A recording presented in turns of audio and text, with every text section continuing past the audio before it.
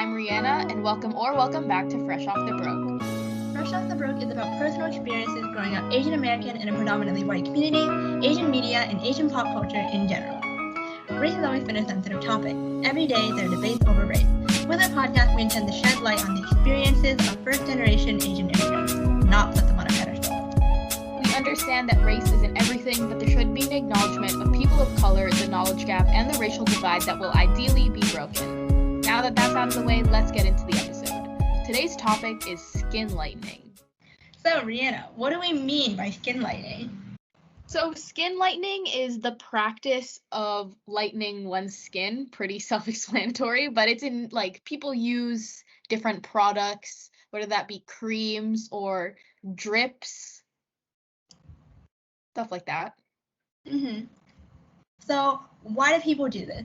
Well, within people of color, and specifically the Asian community, because Rihanna and I are Asian, there's this belief that pale skin or lighter skin is better because people with tan skin, whether that be because they purposely went out and got a tan or it was natural in a sense, they were born with darker skin, they believe that people of that skin tone are associated with rural areas, the countryside, specifically farmers, because as you may know, farmers, they spend a lot of time outside, and so naturally they're more exposed to the sun. And so people that are paler, have lighter skin, they're seen as rich, people that don't have to go outside and do hard labor, and they're just more sheltered. And so people believe that if you have paler skin, then you probably are living a better life and you're just higher up in this hierarchy of a society, per se. It also has ties to colonization in a certain way, especially I know from personal experience within the Philippines. The Philippines was colonized by Spain and Japan, and these quote-unquote colonizers had typically fairer skin than native Filipinos. And yeah, I mean, a lot of this does come from colorism and Eurocentric beauty standards. And I mean, this isn't just in Asia, anywhere. The standard, the best looking person is considered someone that's paler, has big eyes, has a sharp nose. Like these are all very Eurocentric features. That's something that we'll get into later in the episode. On the flip side of that, there is a double standard because there are Western views on skin bleaching and that it's bad. And, people are always saying, oh, why do these people bleach their skin? But then again, the beauty standard in the Western world is that tanning is beautiful. Tanning is basically the equivalent to skin bleaching. So in this context, tanning or having tan skin means that you can afford to vacation in a tropical climate, and being pale means that you're just stuck at home, maybe stuck at a desk job all day. But yeah, it's really interesting because there is this double standard where, I mean, maybe in class or when Rihanna and I have talked to other people, they'll have a lot of criticism for Asian beauty standards, where they say, oh, why do people want double eyelids? That's so stupid, that's so whatever.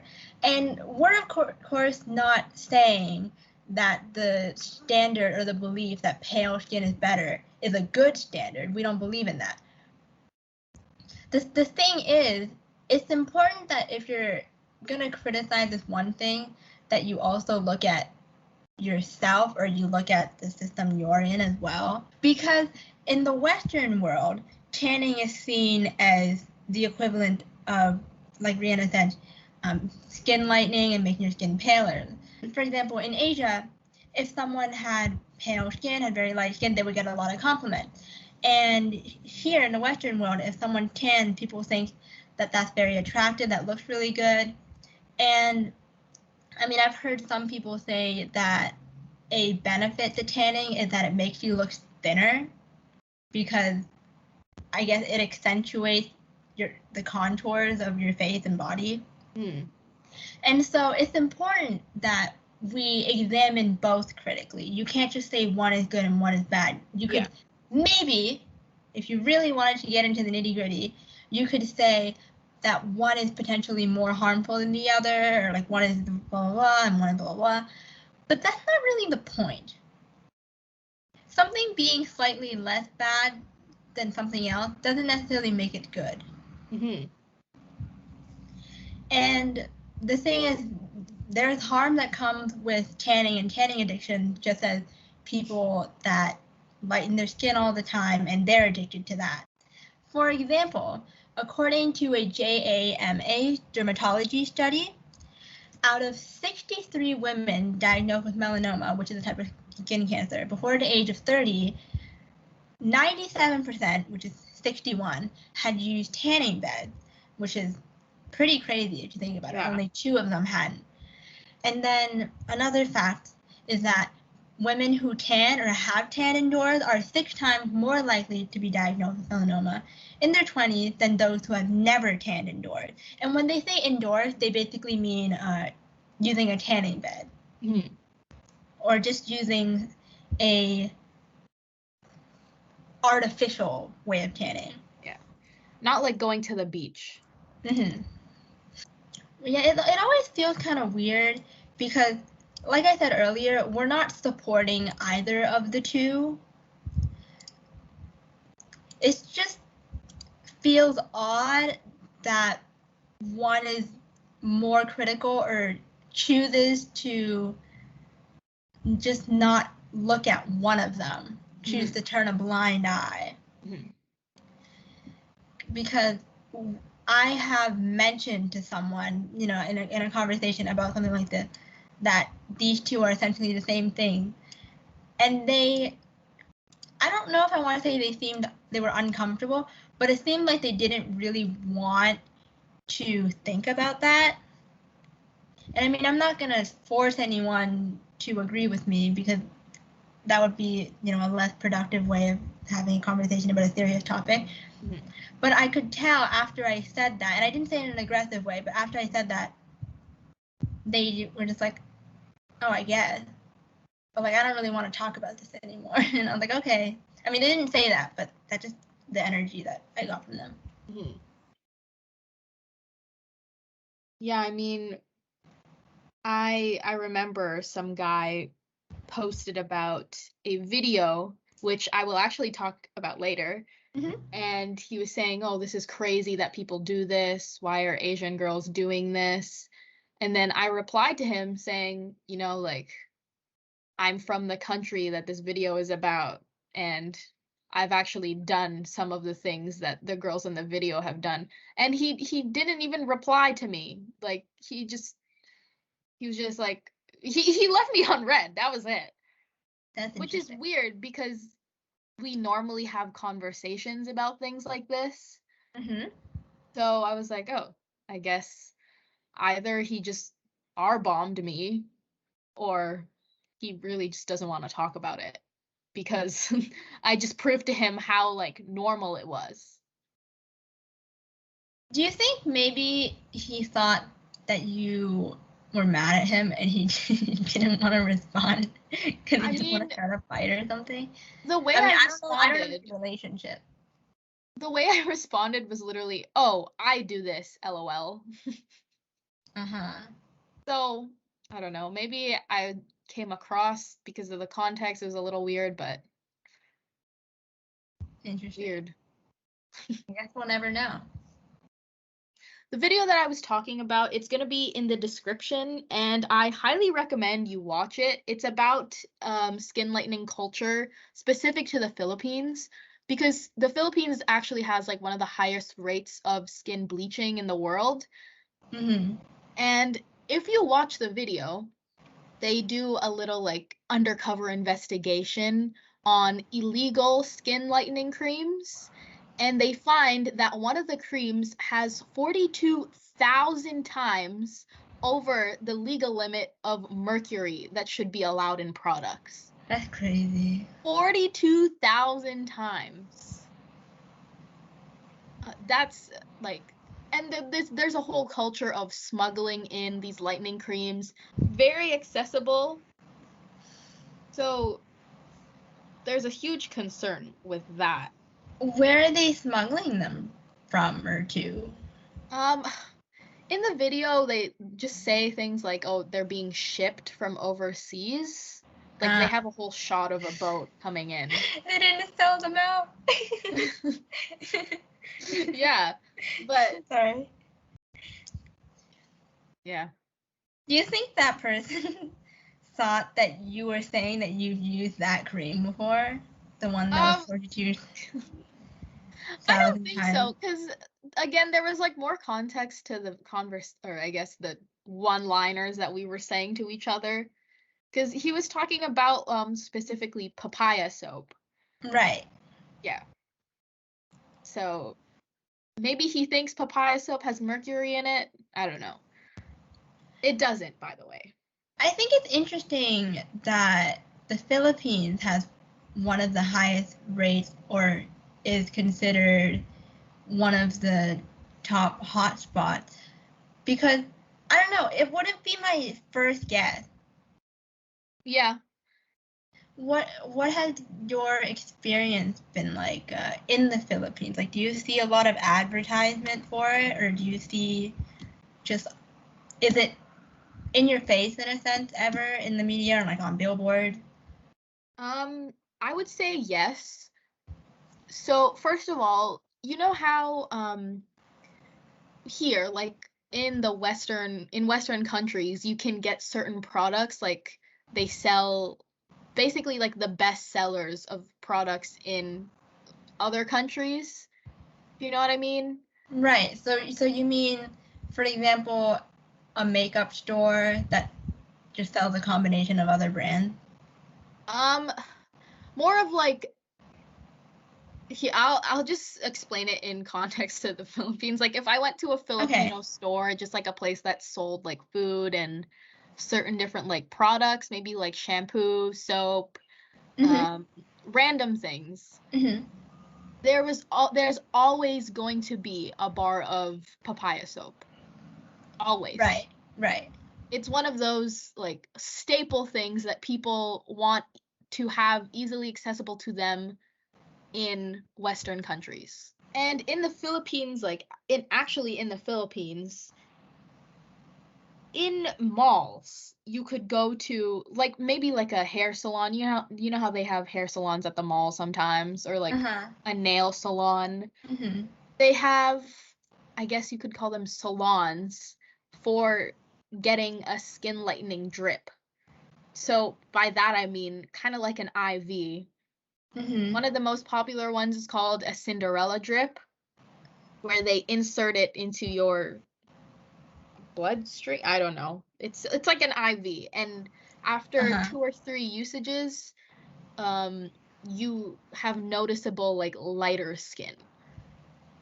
And you can get that done at the mall. Is that something that someone would have to do regularly?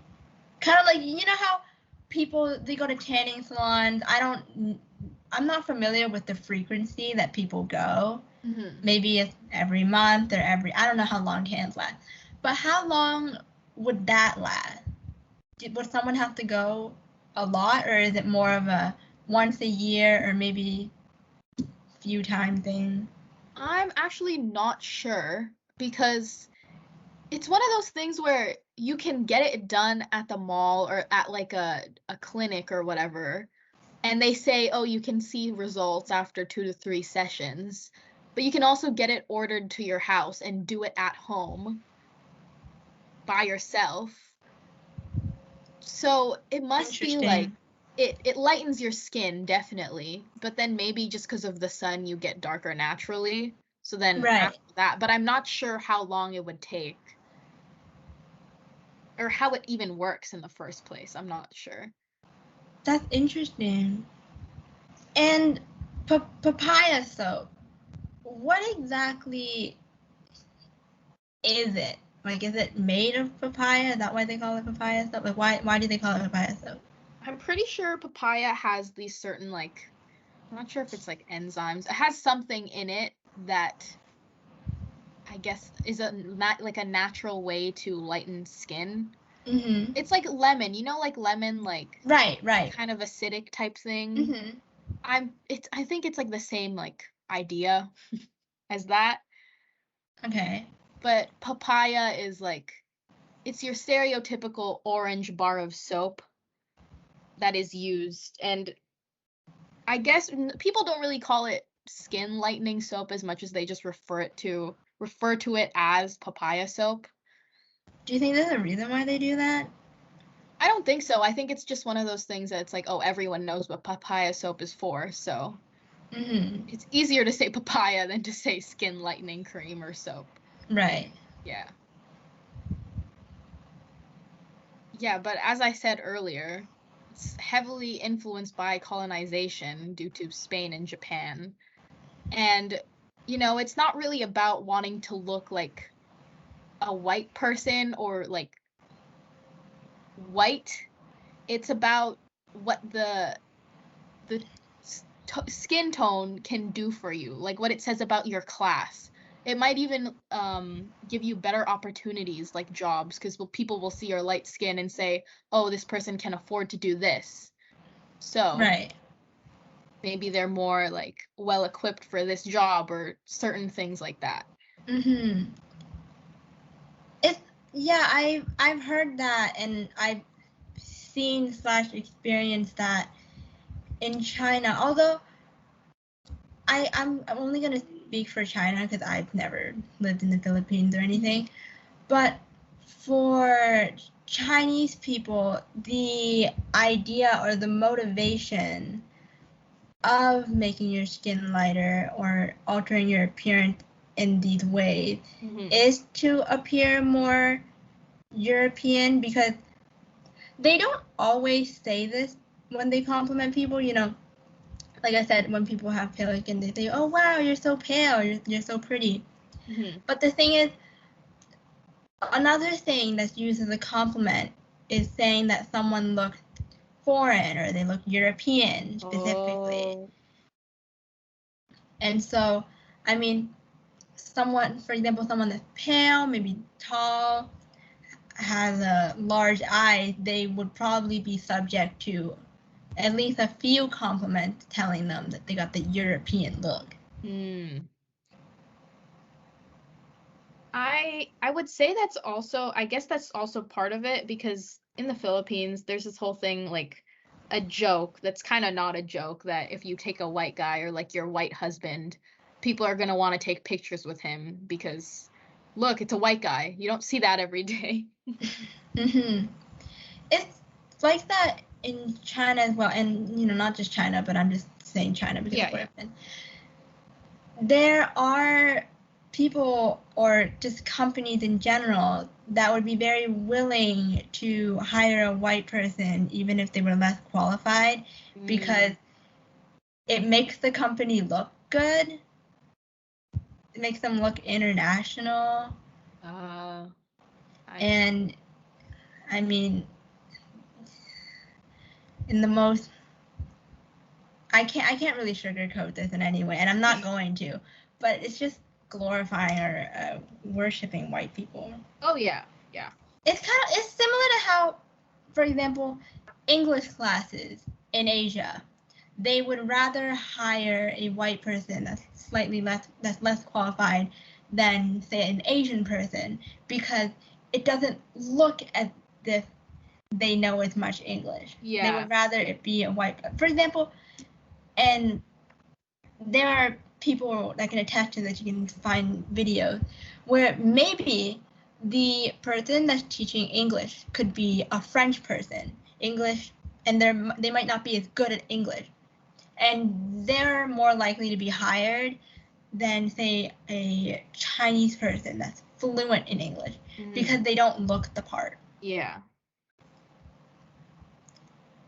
And there has been a lot of criticism as well as complaints about this, because some people think that, a lot of people think it's unfair, and you shouldn't just be hiring people based on the fact that they're this They great. they fit the part. They look the part. Hmm. Speaking of skin lightening products, last year there was a product under fire on social media. Yes, it happened around June of last year during the rise of the Black Lives Matter movement on social media. So there's a skin lightening cream called Fair and Lovely.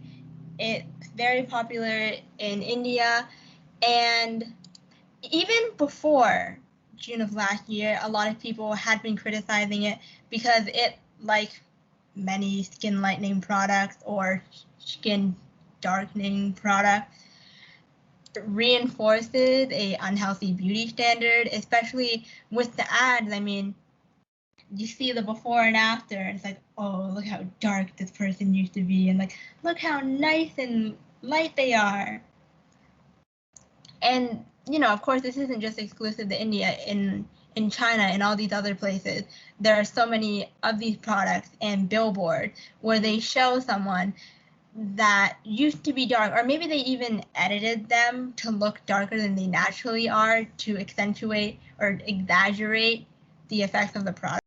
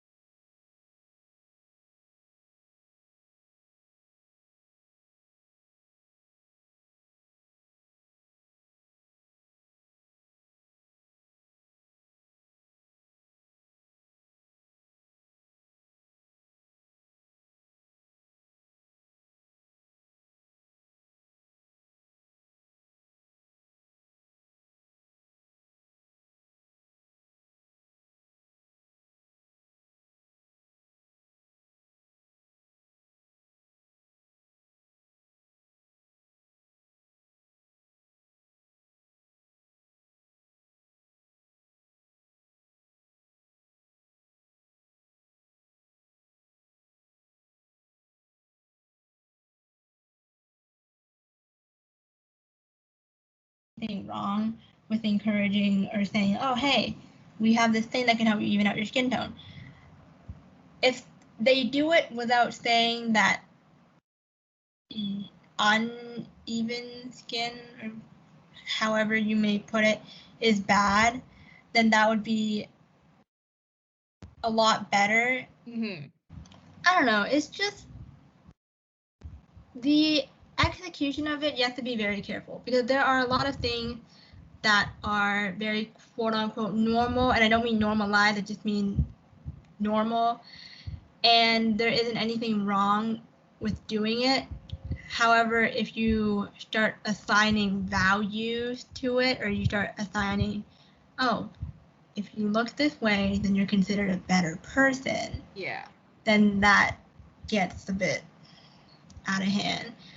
And I mean, I can't really say that I believe that this company, given their history with Fair and Lovely, or I guess Glow and Lovely now, is above marketing in such a way that is saying that you are going to look better, you're going to be cooler, you're going to be whatever with our product, because it's a trap that you fall into with the beauty industry, in that people have to market in that way, where you say, oh, hey, look how pretty you look with our product, look how great you would seem with our product. And it's really complicated. It's a big thing to tackle. And I don't know, I just think we can't just tell them to stop making these products and say, hey, close all these factories today. Yeah. It really is a pretty long process, and I guess in that sense, it is good that they took a step to take out the fair in their name, even though I personally don't think that was the small step to go by. Mm. But if that small step can help them make other steps, then I will agree with it. I think it's obvious that this company, they're not going to shut down or do anything drastic, because this is, how they're thriving. Mm-hmm. They're making money off of this. There's an industry for this. Product. Yeah.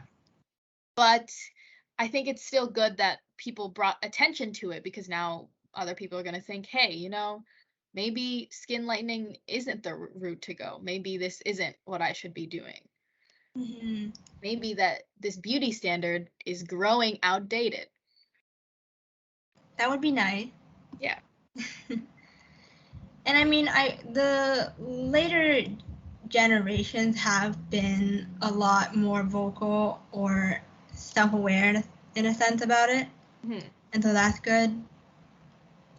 For example, there are a lot of apps or filters on social media apps that are used to edit your face. And there's a lot of them that automatically make your skin lighter or make your skin darker when you turn on the, beauty filter or the touch-up button or something. It depends on the app, but some apps, for example, I know on TikTok, when you turn on the beauty filter, it lightens your skin a little, makes your skin a little smoother. And then some apps, they will give you some sort of like healthy glow, or they'll make you look a little tanner. Not drastically tanner, but in their quote unquote healthy glow. I don't know what you would really call it, but just I don't know, they think they're touching you up. And it kind of falls into the double standard thing as well, because I, of course, don't support using apps that make you look lighter or make you look darker to make yourself look better, because you're warping your self-image, and also the people behind these things are making people have warped self-images, makes them find insecurity that they didn't know they had.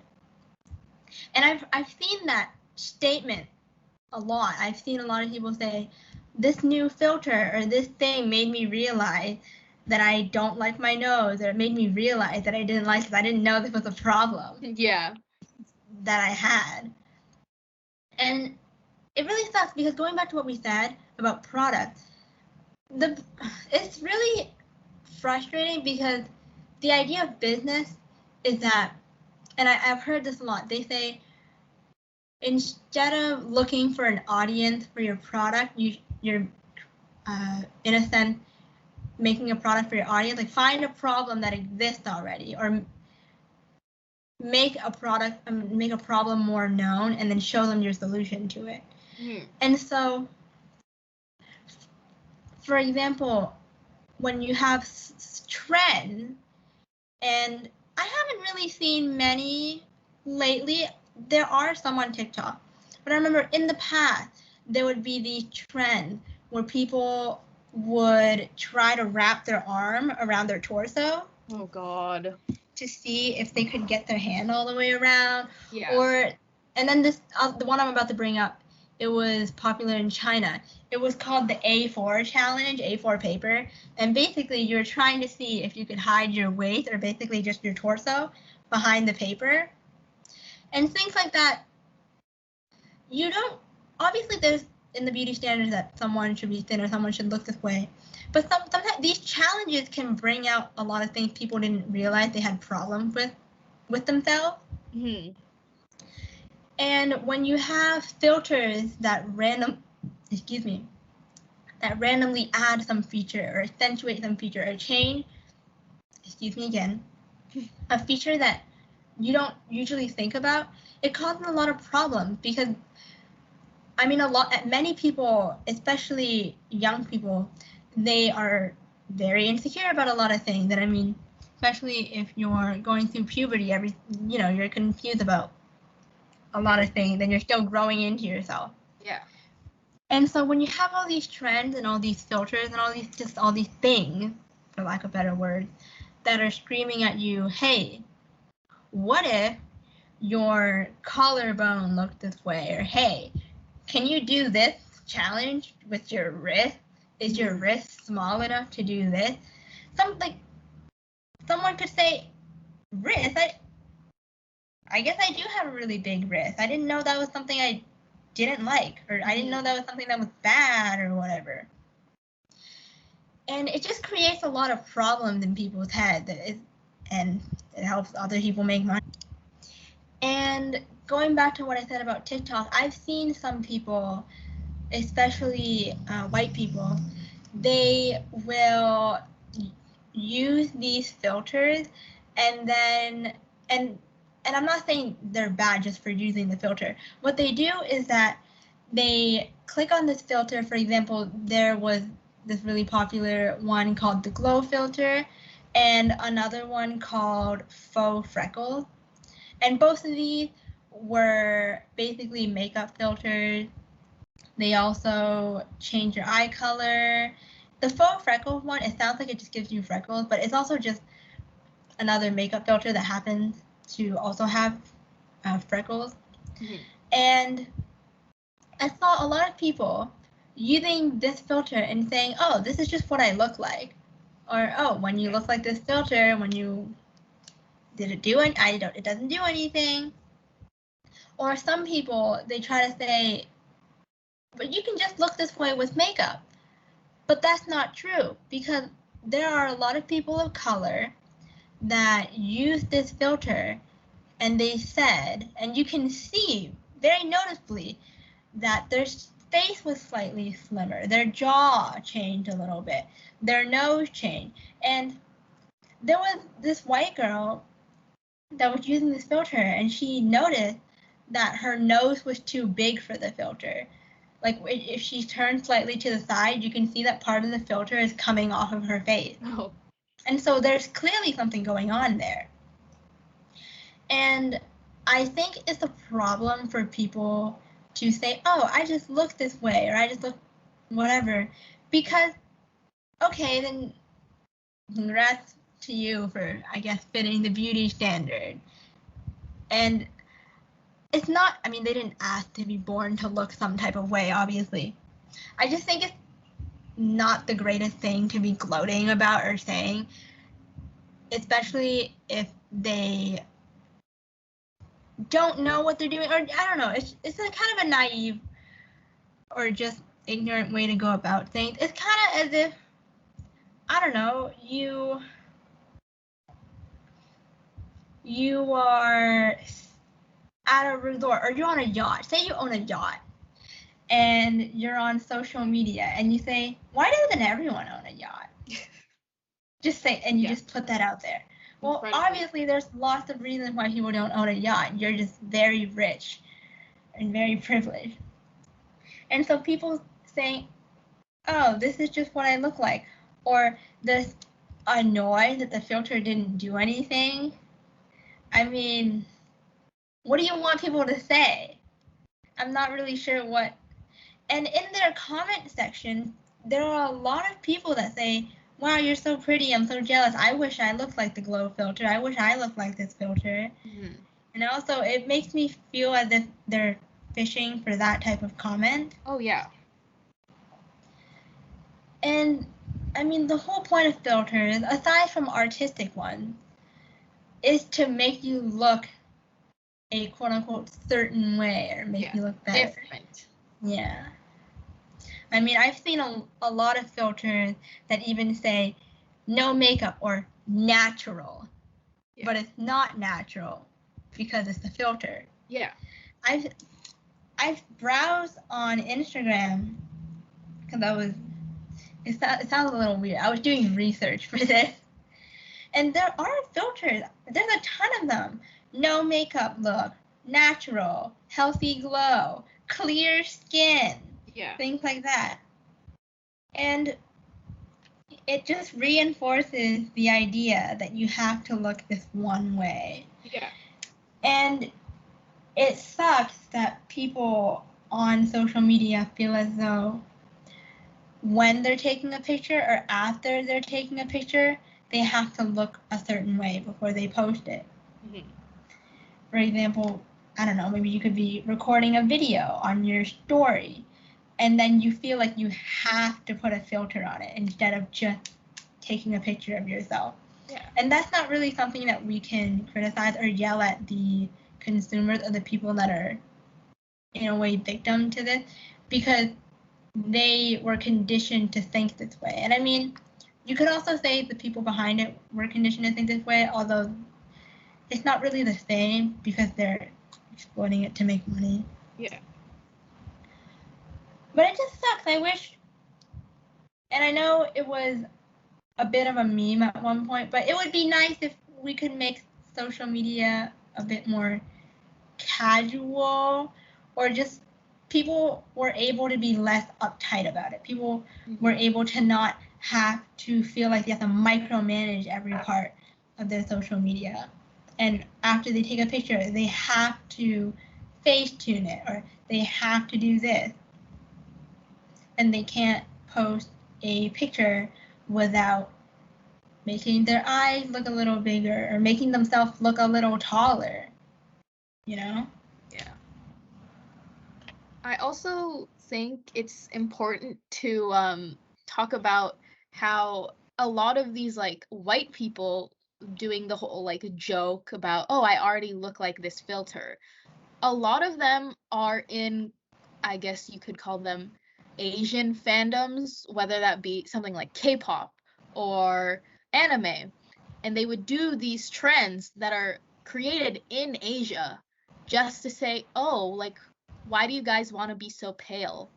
Like, I'm already so pale. And especially because these people are in these, like, they are consuming content from Asia, it's incredibly ignorant for them to just be like, oh, like, I can't believe you guys want to look like me or something like that. Because I've seen it. No, definitely. Yeah. 100%. I've seen a lot of that as well.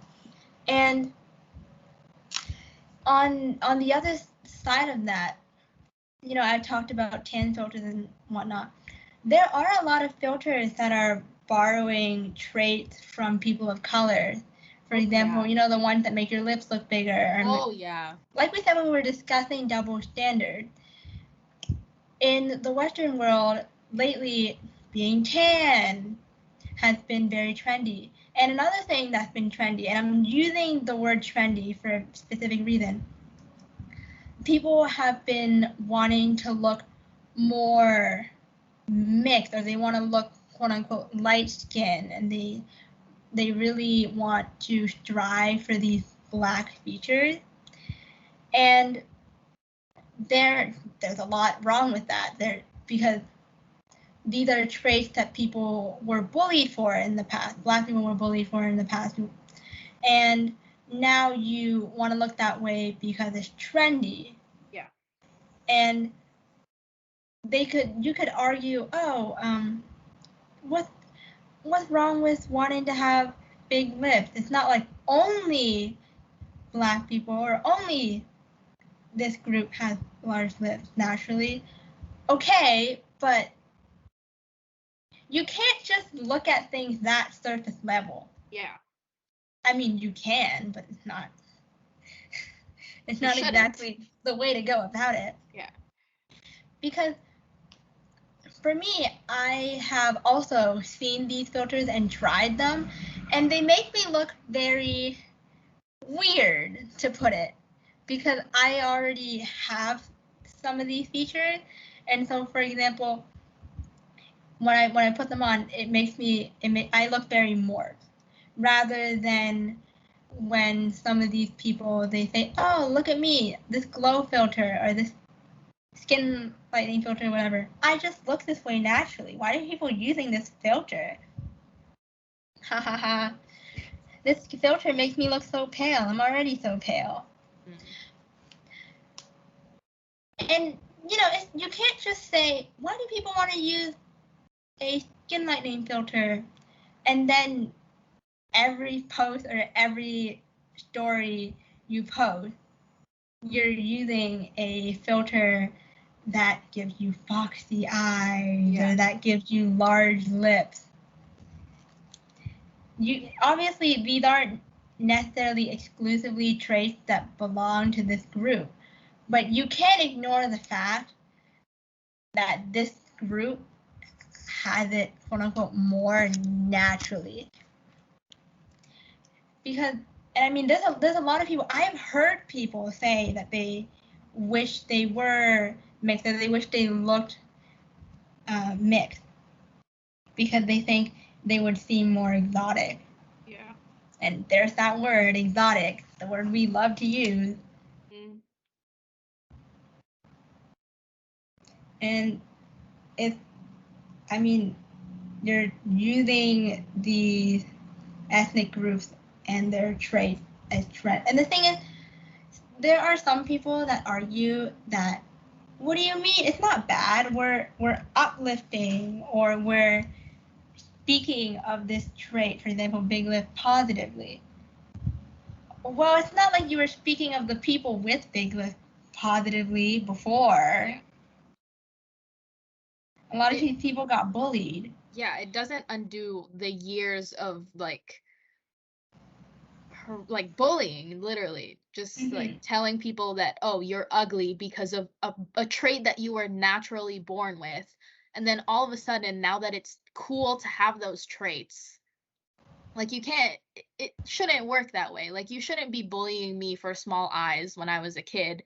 Have me grow up to believe that my eyes are ugly, and then all of a sudden start praising me for maybe like a couple months about my eyes, just because like, oh, it's cool to have small eyes now. It does a lot of damage to people. Yeah. It does, because you're not uplifting those people. No. You're basically saying, hey, you are in season right now. Yeah, that's literally what it is. It's so like dehumanizing. It's like, it's your turn to be in the spotlight because one thing about you is in season. That's it.